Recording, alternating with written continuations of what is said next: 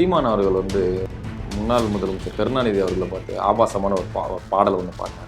அண்ணாவின் புகழுக்கு களங்கத்தை விளைக்கிட்ட கருணாகன் கருணாநிதி, சதிகாரன் கருணாநிதி, கொடும் சனிகாரன் கருணாநிதி. தமிழர் பண்பாடு மற்ற விஷயம் பேசும் பொழுது அரசியல் நாகரிகன்றதும் ஒன்று இருக்கு. சீமானுக்கு பிறகு அடுத்த கட்ட தலைவர்கள் உருவாக கூடாதுன்னு சீமான் ரொம்ப உறுதியா இருக்காரு. சொந்த கட்சிக்காரங்களை காளியம்மாவா இருக்கட்டும், இவங்க சாட்டித்துறை பத்தி பேசின ஆடியோக்கள் வந்து எங்க பேசினாரு. ஒரே ஒரு பிசுறு இருக்கு, காளியம்மா 2 டைம் தட்டிட்டோம்னா சரியாயிடும். பாமகவோட ரோல் கம்மிங் எலெக்ஷன்ல என்ன மாதிரி ஒரு தாக்கத்தை ஏற்படுத்தும்? கம்மிங் எலெக்ஷன் எப்படி நடக்கும்னு தெரியாது. ஏன்னா விஜய் உள்ள வராது. பாரம்பரியமான காங்கிரஸ் கட்சி விஜய் கூட கூட்டணி. காங்கிரஸ் பாரம்பரியம் தாங்க. அதுக்காக அரசியலில் வந்து இன்னைக்கு கூட அமைச்சர் நேரு இந்த கோயிலுக்குள்ளே போயிட்டு ஐயோ எப்பாடுறாரு. இன்னொரு பக்கம் மத்திய அரசையும் நீங்கள் எதிர்க்கணும். இல்லாட்டி என்ன பண்ணுவாங்க, சங்கின்னு முத்திரை கொடுத்துருவாங்க.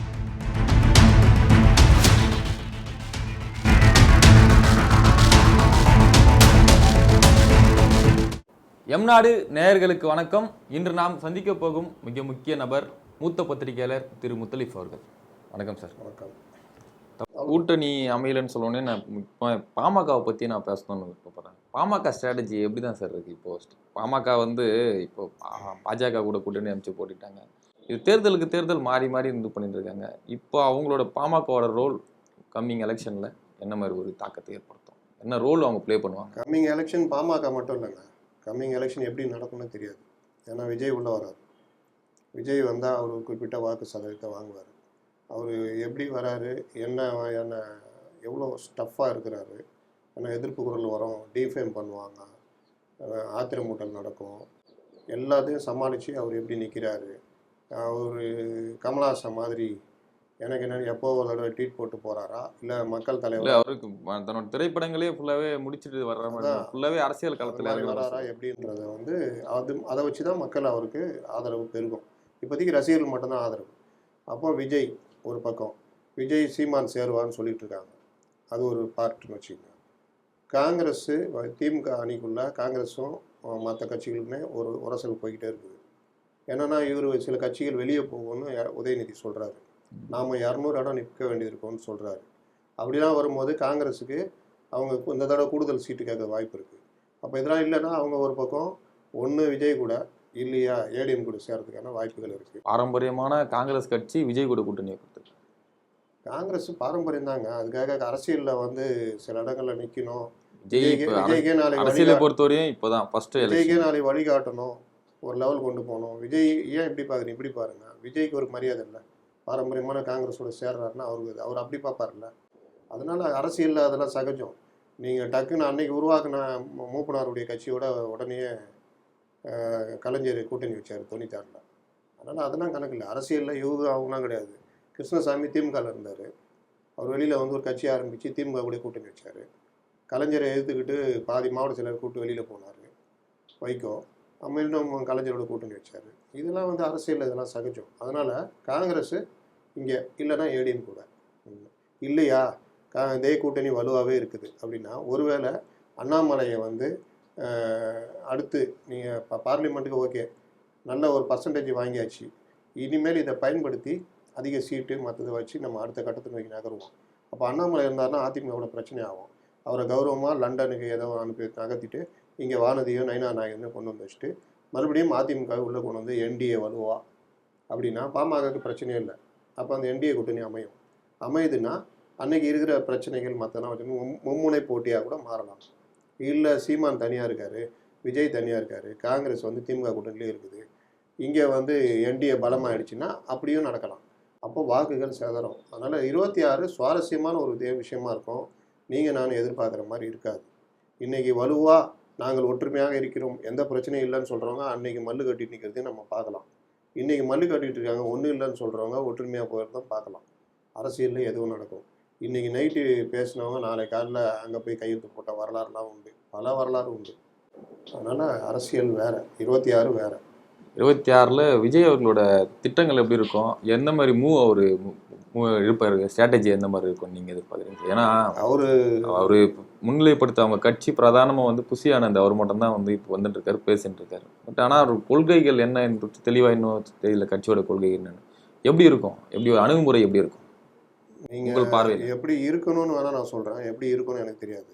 ஏன்னா விஜய் அவர் வந்து ஒரு நடிகராக தான் இது வரைக்கும் பார்த்துருக்கோம். சக்ஸஸ்ஃபுல் ஆக்டர், சக்ஸஸ்ஃபுல் பொலிட்டிஷியனாக வருவார். அதனால் ஒரு நடிகராக தான் நம்ம பார்த்துருக்கோம். அவருடைய ட்ரேடில் அவர் சக்ஸஸ். ஆனால் அரசியல் என்பது வேறு. அதில் பல பிரச்சனைகள் வரும். இன்றைக்கி ஒரு பிரச்சனை கருத்து சொல்கிறீங்கன்னா நாளைக்கு அதே கருத்தை நீங்கள் மாற்றிக்கிற மாதிரி நிலமை வரும்பொழுது அதை சமாளிக்கிறதுக்கான திறமை வேணும்.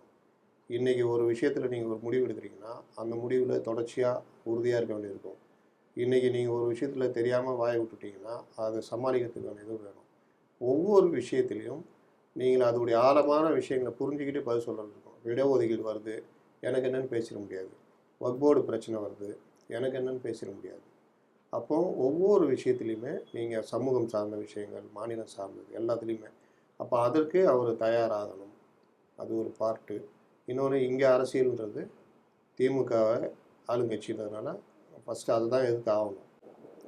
எதிர்கட்சி இப்போ ஏடிஎம்கே நான் எதிர்க்கிறேன்னா இங்கே அது வேலைக்கு ஆகாது, இயல்பாகவே நடக்காது. ஆளுங்கட்சிக்கு எதிராக கருத்துக்கள், போராட்டங்கள் அடுத்த 25 அடுத்த ஒரு வருஷம் வேகமாக ஆளுங்கட்சிக்கு எதிரான விஷயங்களை பேசுறது இதெல்லாம். இன்னொரு பக்கம் மத்திய அரசையும் நீங்கள் எதிர்க்கணும். இல்லாட்டி என்ன பண்ணுவாங்க, சங்கின்னு முத்திரை குத்துருவாங்க. ஈஸியாக ஆகிடும் அவங்களுக்கு. இங்கே பிஜேபி எதிர்ப்பு அப்படின்றப்போ ஈஸியாக காலி பண்ணிட்டு போகிறதுக்கான அப்போ அதுக்கும் மாட்டாமல் சீமானுக்கே அந்த முத்திரை விழுதில்ல டக்குன்னு. அப்போ இதெல்லாம் சமாளித்து அவர் கொண்டு போகணும் கட்சியை. அதனால் விஜய் முன்னாடி பெரிய சவால் இருக்குது. சவால்களை கடக்கிறாரா இல்லை அவர் வர்ற காலம் பார்க்கலாம். சமூக வலைதள காலம் ஈஸியாக டிஃபேம் பண்ணி விட்டு போயிட்டே இருப்பாங்க. அதனால் அவருக்கு மட்டும் இல்லை, அவர் ஒரு கட்சி ஆரம்பித்த அப்புறம் கட்சியில் எவனா ஒருத்தன் எங்கேயாவது பிரச்சனை பண்ணானா அதுக்கு ஒரு பதில் சொல்ல மாதிரி இருக்கும். பல விஷயங்கள் இருக்குது. அரசியல் சாதாரணம் இல்லை. முதல்வர் சொன்னார்ல, காலைல எழுந்திக்கும் போது என்ன பிரச்சனை வருமோ தெரியாது, தூக்கம் வர மாட்டேங்குது. தூக்கம் வர மாட்டேங்குது. அந்த மாதிரி தான். இப்போது நீங்கள் சமூக வலைதளம்னு சொன்னோன்னே எனக்கு ஒரு விஷயம் ஸ்ட்ரைக் ஆகுது. என்னென்னா, திரு சீமான் அவர்கள் வந்து முன்னாள் முதலமைச்சர் கருணாநிதி அவர்களை பார்த்து ஆபாசமான ஒரு பாடல் ஒன்று பாடினார். அது அப்படி பாடுறது இப்படி ஒரு ஏற்றுக்கக்கூடிய ஒரு சூழ்நிலை, ஒரு விஷயம் தானே அது? ஆபாசமான பாடல் இல்லை, அவதூறான பாடல். அதே தானே, ஆபாசம் அவதூறு எல்லாம் ஒன்று தானே? சொல்லுங்க. அதாவது நீங்கள் சீமான் வந்து சொல்கிறாரு, நான் அதை பாடலை, ஏற்கனவே பாடினவங்க வேறு, நான் அதை எடுத்து பாடுறேன், நம்மளால் சாட்டை துறைமுருகன் பண்ணார். சீமான் போன்றவர்கள் மிகப்பெரிய தலைவர்கள், சுயம்புவாக வந்தவங்க. நீங்கள் அவர் ஃபுல் அண்ட் ஃபுல்லு அவர் வந்தது அவருடைய பேச்சு, அந்த கருத்துக்கள் சொல்கிறது, கட்சியை ஒருங்கிணைச்சு கொண்டு போகிறது, இதெல்லாம் வச்சு தான் அவர் வெற்றியை நோக்கி போய்கிட்டு இருக்காரு. அப்போது அவர் சொல்கிற பல கருத்துக்களால் ஈர்க்கப்பட்டு இளைஞர்கள் வந்துக்கிட்டு இருக்கிறாங்க. அந்த இளைஞர்களுக்கு நல்ல வழிகாட்ட வேண்டியது சீமானுக்கு முக்கியமாக இல்லையா? அப்போது தமிழர் பண்பாடு மற்ற விஷயம் பேசும் பொழுது அரசியல் நாகரிகன்றதும் ஒன்று இருக்குது. முதல்ல ஒரு மனிதரை அவருடைய தனிப்பட்ட விஷயத்தை விமர்சிக்கிறது தவறுன்றது பொதுவான ஒரு விஷயம். இப்போ நீங்கள் அரசியலில் இருக்கிறீங்க, உங்களுக்கு அந்தரங்கம் தனியாக வேறு இருக்கும், அது எனக்கு தெரியும். அதை எடுத்து நான் பொதுவெளியில் பேசக்கூடாது. உங்கள் அரசியலை நான் பேசணும், விமர்சிக்கணும். அதே மாதிரி இப்போ நான் இருக்கிறேன்னா என்னுடைய அந்தரங்கம் வேறு இருக்கும், உங்களுக்கு தெரியும், அதை நான் விமர்சிக்கக்கூடாது. அதை தாண்டி ஒரு விஷயத்துக்கு விமர்சனம் வைக்கிறது என்றால் அதை ஒரு நாகரிகத்தோடு விமர்சனம் வைக்கணும். உங்களை நான் வந்து ரொம்ப நோகடிக்கிறது, அவதூறு பண்ணுறது, ரொம்ப கேவலமாக பேசுறதுன்றலாம் வந்து உங்களை நான் முடக்குவதற்கு பயன்படுறதுன்னு அர்த்தம். ரெண்டு பேர் விவாதம் பண்ணுறோம், ஒரு கருத்தில் பேசிக்கிட்டே இருக்கிறோம். நான் டக்குன்னு கெட்ட வார்த்தை யூஸ் பண்ணி உங்களை டக்குன்னு 10 பேர் எதில் பேசினா உங்களுக்கு ஒரு மாதிரி ஆகிடுவீங்க, சிங்க் ஆகிடுவீங்க. அடுத்து என்கிட்ட விவாதத்துக்கு வரமாட்டீங்க. அப்போ நான் விவாதத்தில் ஜெயிச்சிட்டேன்னு அர்த்தமா? கிடையாது. என்னால் விவாதம் பண்ண முடியாத இதனால உங்களை நான் அவதூறு பேசி முடக்கிறேன், மன ரீதியாக நான் முடக்கிறேன். இன்றைக்கி சமூக வலைதளங்களில் அந்த வேலை தான் நடக்குது. நீங்கள் திமுகவுக்கு எதிராகவோ இல்லை மற்ற கட்சிகளுக்கு எதிராகவோ நீங்கள் கருத்து சொன்னீங்கன்னா அந்த இது சார்ந்தவங்க வந்து உங்களை உருவ கேலி, உங்களை பற்றி இது பண்ணுறது, இல்லாட்டி அவனை கேட்டியா என்ன மட்டும் கேட்குற அப்படின்றது, இல்லை நீங்கள் மதம் சார்ந்ததுன்னா உங்கள் மதத்தை வச்சு உங்களை இது பண்ணுறது, சமூகம் சார்ந்ததுன்னா சமூகத்தை வச்சு பண்ணுறது, இது எல்லாமே நீங்கள் கேட்ட கேள்விக்கான பதிலாக இருக்காது, உங்களை முடக்கிறதுக்கான வேலையாக இருக்கும். இதுவே நம்ம தப்புன்றோம். இன்றைக்கி சமூக ஊடகங்கள் யூடியூப்லேயும் அதுதான் நடக்குது. ஒரு இர்ஃபானுக்கு எதிராக பிரியாணி மேன் பேசுகிறாருன்னா அவர் கருத்துக்கு இர்ஃபானை சாப்பிட்டா பதில் சொல்லலாம். அவர் எடுத்தவொன்னே கொச்சையாக பேசுகிறாரு, உடனே அவர் பதில் கொச்சையாக பேசுகிறாரு. அதே பிரியாணி மேன் என்ன பண்ணுறாரு, செம்மொழி பூங்காவில் வர்ற இப்போ நம்ம அதுங்க என்ன பிரச்சனைன்னு சொல்ல வராரு, அங்கே வர சில பேர் ஆபாசமாக நடந்துக்கிறாங்க அப்படின்றாரு. அப்போ அதை எப்படி சொல்லணும், செம்மொழி பூங்காவுக்கு பொதுமக்கள் எல்லாருமே வர்றாங்க, அங்கே வர்ற சில பேர் பொதுமக்களுக்கு இடையூறு சொல்கிற மாதிரி ஆபாசமாக நடந்துக்கிறாங்க, இதை அரசு நடவடிக்கை எடுக்கணும்னு சொல்லணும். அதானே கரெக்டு? அதான் கரெக்ட். ஆனால் இவர் என்ன சொல்கிறாரு, செம்மொழி பூங்காவுக்கு வர்ற பெண்கள் எல்லாமே ஆபாசமாக நடந்துக்கிறாங்க, பொதுமைப்படுத்துகிறாரு. அப்போது ஃபேமிலி போவாங்க, கல்லூரி மாணவிகள் போவாங்க, நல்ல விஷயத்துக்கு போவாங்க, எல்லாரையும் நீங்கள் ஒரு தட்டில் வைக்கிறீங்க. அது டிஃபர்மேஷனில் வருது, உடனே உங்களை அரெஸ்ட் பண்ணுறாங்களா இல்லையா? அப்போது நீங்கள் பேசுகிற வார்த்தைகள் எவ்வளோ முக்கியன்றது பொது வெளிக்கு வந்தால் பிறகு முக்கியம். இப்போது அவர் சீமானத்துக்கு வருவோம். சீமானுக்கு முன்னாடி சாட்டை துரைமுருகன். பொதுவாகவே இவங்க அதில் சில பேர் கரெக்டாக ஒரு இது இருக்கும், உங்கள் கருத்துக்கு கருத்தாக பேசுவாங்க. ஆனால் இவர் சாட்டை துரைமுருகன் மற்றவங்களாம் பார்த்தீங்கன்னா எடுத்தவொன்னே அந்த வார்த்தை பிரயோகம், உருவ கேலி பண்ணுறது எல்லாம் பண்ணுவாங்க. அப்போ அதோடைய விளைவு என்னென்னா, உங்களுக்கு அதுக்கு ஆதரவு ஒரு டீம் இருக்குது. இன்றைக்கி சமூகம் எல்லாம் சார்ந்தது தானே, அதனால் அதை ஆதரிக்கிற ஒரு டீம் இருக்கும். அதுக்காக பேஜ் வரும், உங்களுக்கு ஆதரவு இருக்கும். ஆனால் அது சரியான இது இல்லை. அப்போ அவங்க பேசுகிறாங்களே அப்படின்னு சொல்லலாம். அவங்க பேசுகிறாங்கன்றதுக்காக நானும் பேசுவேன், நான் அவங்களும் பேசுவாங்கன்னா அப்புறம் எதுவுமே இது இருக்காது. அவங்கள அம்பலப்படுத்தணும், நம்மளும் கரெக்டாக இருக்கணும். அப்போ இவர் கருணாநிதி பற்றி பேசுகிறாங்க, அவர் மறைந்த தலைவர், நமக்கு பிடிக்கல அப்படின்னா இப்போ சீமான் கூட பேனா சின்னத்தை எடுத்து பெருசாக பேசினார். கரெக்டான விஷயம். போராட்டம் நடத்துவேன், உடைப்பேன். அப்போது நீங்கள் பேனா வைக்கிறது எங்கேயாவது வைங்க, உங்கள் அறிவாலயத்தில் வைங்க, அவர் சின்ன இதில் சமாதியில் வைங்க, மீனவர்களை பாதிக்கிறதுல வைக்காதீங்கன்றாரு. சரியான விமர்சனம். ஆனால் அதை தாண்டி கலைஞரை கொச்சப்படுத்தி பேசணும், அதை யாரும் ஏற்றுக்க மாட்டாங்க. நீங்கள் நல்ல விஷயமா, இப்போ அண்ணாமலை கூட நல்ல விஷயமா கவர்மெண்ட்டுக்கு எதிராக விமர்சனங்களை வச்சு ஒரு எதிர்கட்சி தலைவராக வச்சுக்கிட்டு இருப்பார். திடீர்னு ஒரு ரிப்போர்ட்டர் ஏதாவது கேட்பாங்க, உடனே அங்கே சண்டை போடும், 1-on-1. நீங்கள் 100 ரூபா வாங்கினீங்களா, 200 ரூபா வாங்கிக்க, 300 ரூபா வாங்கிக்கன்னா நீங்கள் எந்த கருத்து சொல்ல வந்தீங்களோ அதை அடிபட்டுரும். நம்ம ஊடகங்கள் எதை எடுத்து போடுவோம், அண்ணாமலை இவருடன் சண்டை, சீமான் நிருபருடன் சண்டை போட்டார்.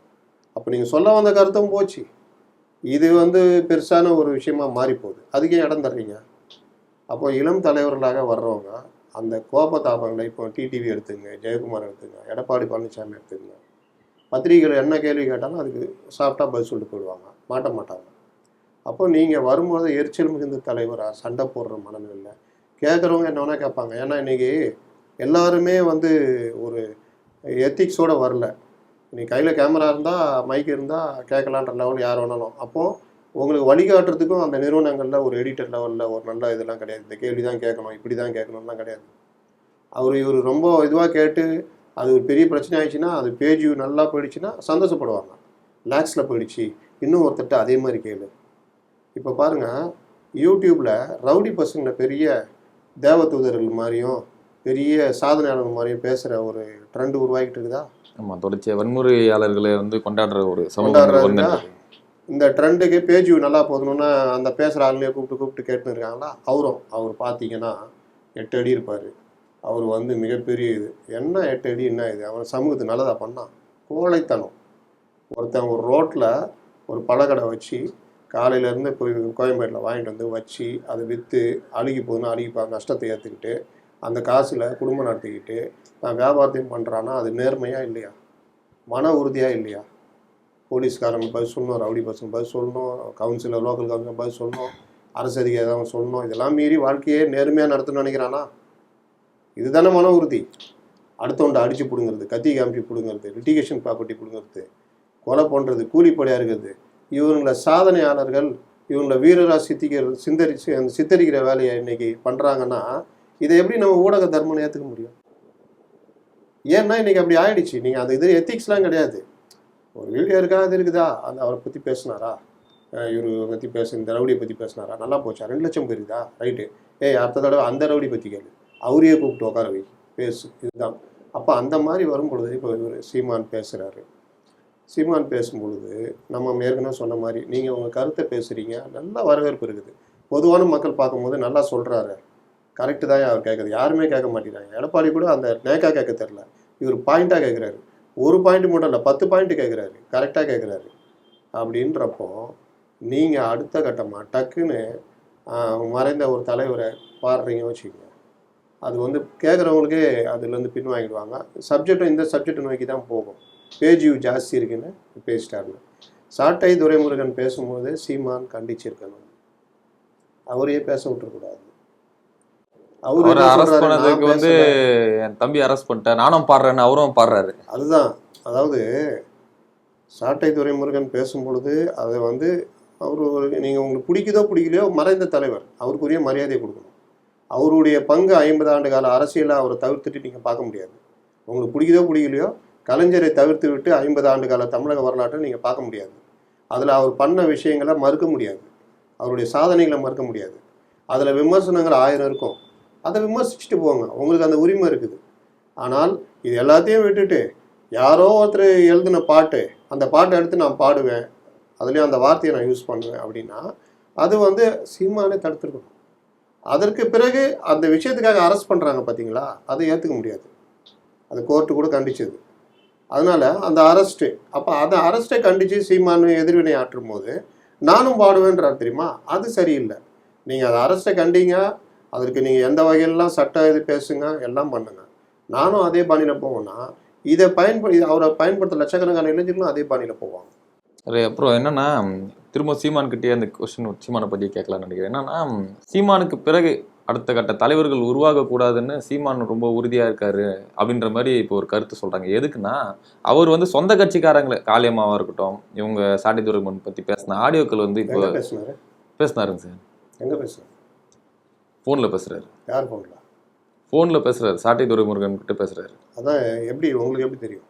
லீக் ஆச்சு. எப்படி லீக் ஆச்சு? இப்போ நாளைக்கே இப்போ நீங்கள் பேசுனீங்கன்னு ஒன்று லீக் ஆகும், இல்லை ஒரு எடப்பாடி பொய்யான ஆடியோவா சார் அது? ஏஐயில் நீங்கள் உங்கள் குரலை உருவாகும் சார். என்னங்க சார் உண்மை, நீங்கள் அவ்வளோ க்ளீனாக கேட்குது, எல்லாமே ஏஐன்னு சொல்லிட்டீங்க அப்படிங்க சார். உருவாக்கலாம், ஏஐயில் உருவாக்கலாம்.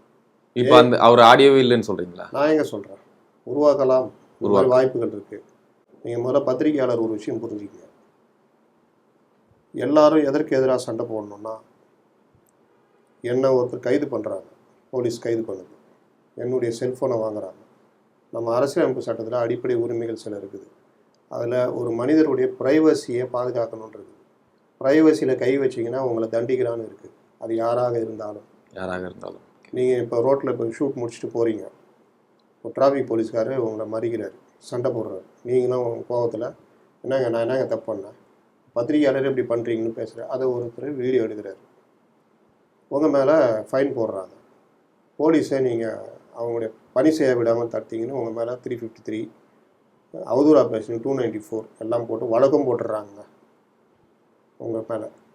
அதுக்கு பிறகு நீங்கள் அந்த வழக்கை சந்திக்கிறீங்க.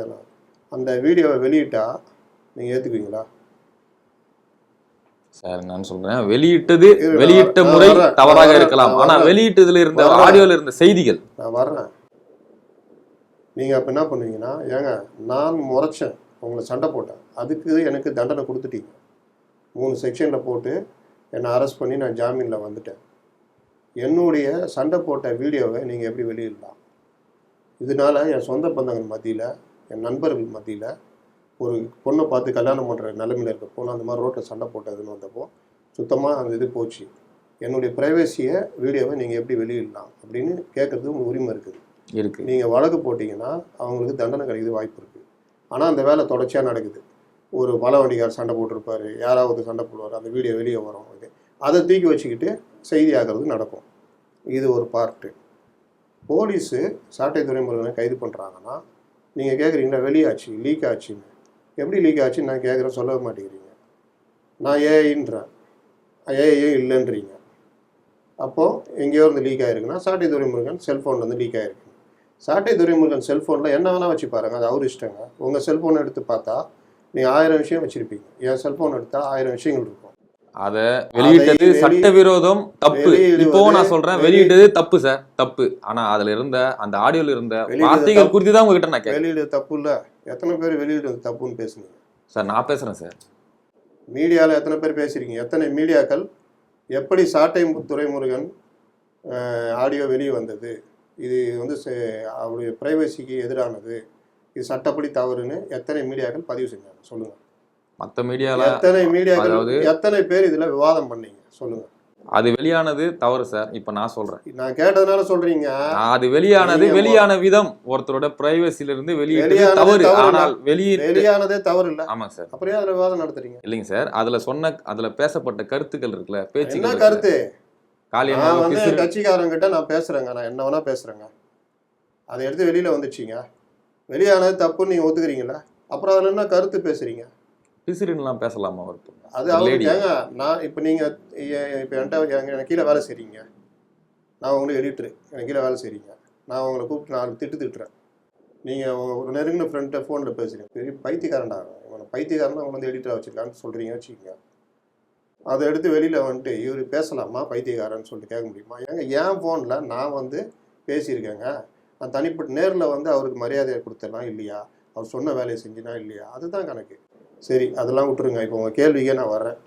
அவர் வந்து அந்த பேசின விதத்தில் வந்து நீங்கள் வெளியிட்ட அந்த இது இருக்குல்ல, அதுக்கு அவர் வந்து இது வரைக்கும் நாங்கள் பேசணும் பேசலைன்னு பதில் சொல்லலை, கரெக்டா? ஆமாம். அதுக்கப்புறம் அதில் என்ன விவாதம் இருக்குது சார்? இப்போ நான் பேசலைன்றார், மௌனமாக இருக்காரு. ஒருவேளை நான் ஆமாம் வந்துடுச்சு, இதை பற்றி எங்கே நம்ம பேசி இன்னும் பெருசாக்க போகிறோம் இந்த விஷயத்தினால அமைதியாக இருக்கலாம். அமைதியாக இருக்கலாம், என்ன இப்போ? இல்லை ஏஐயா இருக்கலாம், என்ன இப்போ? அதில் என்ன இருக்குது விவாதிக்கிறதுக்கு? நீங்கள் இவ்வளோ பேசுகிறீங்களா? மற்ற கட்சியிலெல்லாம் அவங்க கட்சிக்காரங்கள்லாம் அப்படியே வாருங்கள் வாருங்கள் மாவட்ட செயலாளர்களே அமருங்கள், அப்புறம் நீங்கள் என்ன அப்படி தான் பேசுவாங்களா? ஒரு அமைச்சர் ஒருத்தர் தலையிலே அடிக்கிறாரு, ஒரு அமைச்சர் தாழ்த்தப்பட்டவனை நிற்க வச்சு பேசுகிறாரு, ஒரு எம்எல்ஏ நான் இன்னும் உயிரோடு தான் இருக்கிறேன்னு பதிவு போடுறாரு. இன்றைக்கி கூட அமைச்சர் நேரு இந்த கோயிலுக்குள்ளே போயிட்டு ஐயோ எப்பாட்டுறாரு. அதெல்லாம் விவாத பொருளாக மாற்றுவாங்களா? மாற்ற மாட்டாங்க. ஏன்னா இது இயற்கை. ஏன்னா நம்ம நிறுவனம் நடக்கணும், நமக்கு எதிராக பிரச்சனை வந்துடும், இந்த மாதிரி பேசின ஆள் நிறுத்தி உள்ளே போட்டாங்க, அப்புறம் நமக்கு என்ன பிரச்சனை வருமோ அதை விட ஈஸி. ஏடிஎம்கேனா அடிக்கலாம், அண்ணாமலைனா இன்னும் நல்லா அடிக்கலாம், சீமானா ரொம்ப ஈஸியாக அடிக்கலாம். சீமான் அடித்தா நல்லா பேஜ் வேறு போகுது, நம்ம இதை எடுத்து இன்னும் ஷேர் வேறு பண்ணுறாங்க அப்படின்னு. அப்படி கிடையாதுங்க. சீமானுக்கு நம்ம சொல்ல வேண்டியது அவருடைய இது என்னென்னா, ஆத்திரத்தோடு பல விஷயங்களை அணுகிறாரு, சண்டை போடுறாரு. ஆனால் அவர் சொல்கிற கருத்துக்களில் மாற்றப்பட்ட கருத்து இருந்தால் அதை விமர்சிக்கலாம், அவர் சொல்கிற கருத்தை மறுக்கலாம். நம்ம ஏற்கனவே ஒரு விஷயம் சொல்கிறோம், கலைஞரை பற்றி பேசுறது யாருமே ஏற்றுக்க மாட்டாங்க. அவங்க கட்சியிலே கூட நீங்கள் ரொம்ப நெருக்கி கேட்டிங்கன்னா இல்லைங்க அது சரியில்லை தான் அப்படின்னு தான் சொல்லுவாங்க. வெளியில் வேணால் நீங்கள் பேசிக்கலாம், சிரிச்சிக்கலாம், நாங்கள் எழுதலை, அது இன்னொருத்தர் பாடினதை நான் பாடினேன்னு சொல்லிக்கலாம். ஆனால் அது ஒரு மறைந்த தலைவர். இப்போது ஒரு தனியார் யூடியூப் சேனல் வந்து ஒரு பேட்டியை வெளியிட்டதுக்காக அந்த எடிட்டர் வந்து இப்போது அரெஸ்ட் பண்ணிட்டாங்க, இப்போ ஜெயிலில் இருக்காரு. என்னன்னா அந்த சேனலையே முடக்க போகிறதா இப்போ ஒரு செய்தி ஒன்று வந்துட்டுருக்கு. அது பத்திரிகை சுதந்திரத்துக்கு எந்த அளவுக்கு ஒரு பாதிப்பை ஏற்படுத்தும்?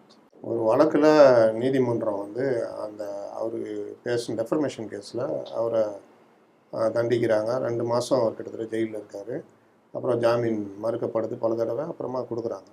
கொடுக்கும்போது அந்த சேனலையும் முடக்க வேண்டும்ன்றாங்க. ஆக்சுவலாக இது வந்து ஒரு டெஃபர்மேஷனுக்கு அரெஸ்டே வந்து அதிகம்னு தான் இப்போ கூட இவர் நீதிபதி சுப்பிரமணியன் சொல்லியிருக்காரு. அப்படி இருக்கும்பொழுது நீங்கள் அதோட அதிகமாக எக்ஸ்ட்ரீமாக நீங்கள் அந்த ஊடகத்தையே முடக்குங்க ஒரு சின்ன ஒரு இதுக்காக அப்படின்னா, அது வந்து அவர் சட்டத்தில் அதுக்கான இவங்க தீர்ப்பு கொடுத்துருக்காங்க, அதை மேல்முறையீடு போய் அதுக்கான வழியும் இருக்குது. இவங்க கொடுத்த தீர்ப்பு சரியில்லை, இந்த விஷயத்தில் நாங்கள் வந்து மன்னிப்பும் கேட்டுட்டோம், பிரமாண பத்திரமும் தாக்கல் பண்ணிட்டோம், எங்கள் தவறை உணர்ந்துட்டோம், இனி பண்ண மாட்டோம்னு நாங்கள் சொல்லியிருக்கோம், இதுக்கு இவ்வளோ பெரிய தண்டனை கிட்டத்தட்ட 2014 நாங்கள் இருக்கிறோம், பல சமூகத்துக்கான பல நல்ல விஷயங்கள் எவ்வளோ பண்ணியிருக்கோம் எங்கள் ஊடகம் மூலிமா, அதனால் இந்த தீர்ப்புன்றது வந்து ரொம்ப பாதிக்கிற விஷயம், மறுபரிசீலனை பண்ணணும் அப்படின்னா அநேகமாக இதுக்கு அடுத்த பெஞ்சுக்கு போனால் தீர்வு கிடைக்கலாம், இங்கேயும் கிடைக்கலன்னா சுப்ரீம் கோர்ட் இருக்குது கிடைக்கலாம். அதனால் ஊடகத்தை முடக்கிறதுன்றது வந்து ஒருத்தர் நீதிபதிகள் ஒவ்வொரு மாறுபட்ட தீர்ப்பு கொடுப்பாங்க, அதில் இது ஒரு தீர்ப்பு. அதனால் இதுக்கு வழிமுறைகள் இருக்குதுன்னு சொல்கிறேன். அடுத்து பெஞ்சுக்கு போகலாம், மேல் கோர்ட்டுக்கு போகலாம், சுப்ரீம் கோர்ட்டுக்கு போகலாம், அவங்களுக்கான தீர்வை நிவாரணத்தை அடையலாம். மிகுந்த பணிச்சூழல் மத்தியில் எங்கள் நேயர்களுக்காக நேரம் கொடுத்ததுக்கு மிக்க நன்றி சார். நன்றி. மோதி மிதித்து விடு பாப்பா, அவர் முகத்தில் உமிழ்ந்து விடு பாப்பா. அண்மை செய்திகளை உடனுக்குடன் தெரிந்து கொள்ள இணைந்திருங்கள் இயம்நாடு தொலைக்காட்சியுடன்.